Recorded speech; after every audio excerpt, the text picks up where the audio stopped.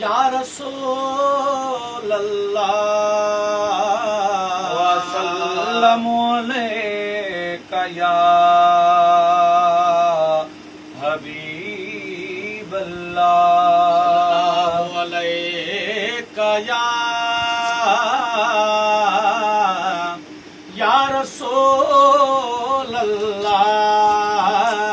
वसल्लमु अलैका या हबीब अल्लाह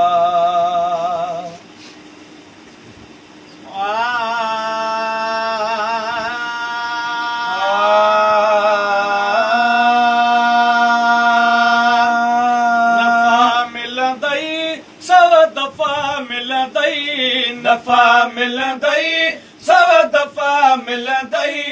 नफ़ा मिलंदई सव दफ़ा मिलंदई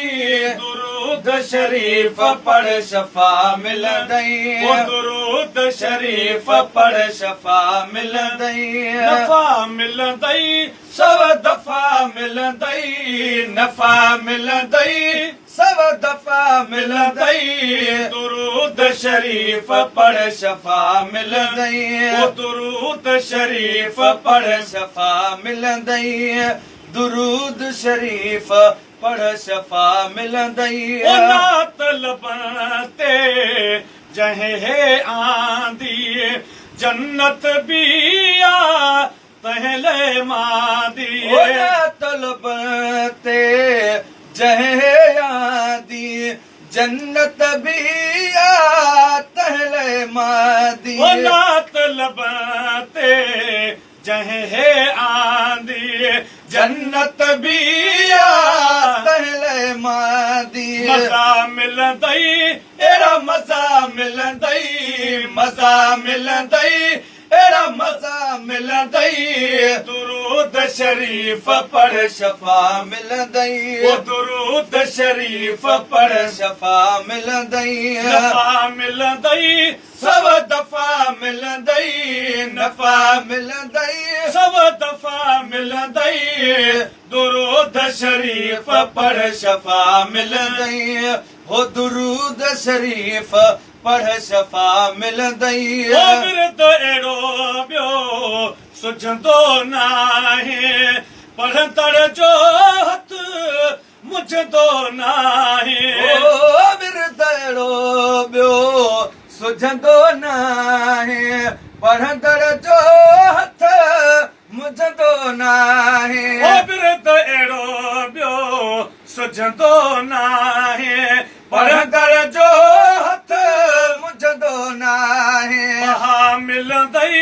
अहिड़ी बहा मिलंदई बहा मिलंदई अहिड़ी बहा मिलंदई दुरूद शरीफ़ पढ़ शफ़ा मिलंदई दुरूद शरीफ़ पढ़ शफ़ा मिलंदई नफ़ा मिलंदई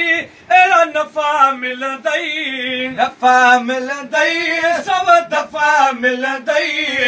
दुरूद शरीफ़ पढ़ शफ़ा मिलंदई दुरूद शरीफ़ पढ़ शफ़ा मिलंदई तार मजा ॾिस कीअं थो तारई दुनिया में बि उक बॾियारई तार मजा ॾिस कीअं थो तारई दुनिया में बि दर्जा ॾियारई जज़ा मिलंदई अहिड़ी जज़ा मिलंदई जज़ा मिलंदई अहिड़ी जज़ा मिलंदई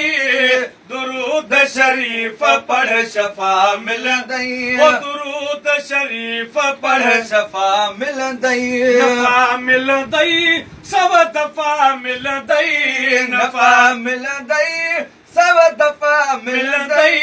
दुरूद शरीफ़ पढ़ शफ़ा मिलंदई दुरूद शरीफ़ पढ़ शफ़ा मिलंदई तलब भला बि छाजी रहंदई दर्दन खां आजी रहंदई तलब भला बि छाजी रहंदई दर्दन खां आजी रहंदई हवा मिलंदई अहिड़ी दवा मिलंदई दवा मिलंदई अहिड़ी दवा मिलंदई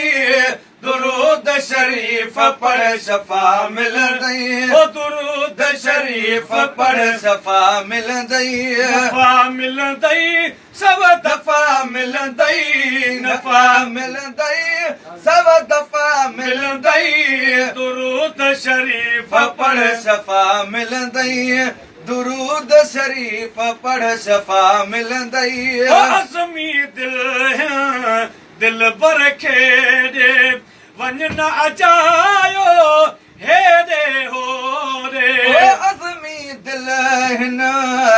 दिल बर खेॾे वञ न अचायो हेॾे होॾे अज़मी दिल बर खेॾे वञ न अचायो हेॾे होॾे दगा मिलंदई अहिड़ी दगा मिलंदई दगा मिलंदई अहिड़ी दगा मिलंदई दुरूद शरीफ पढ़ शफ़ा मिलंदई दुरूद शरीफ पढ़ शफ़ा मिलंदई नफ़ा मिलंदई सौ दफ़ा मिलंदई नफ़ा मिलंदई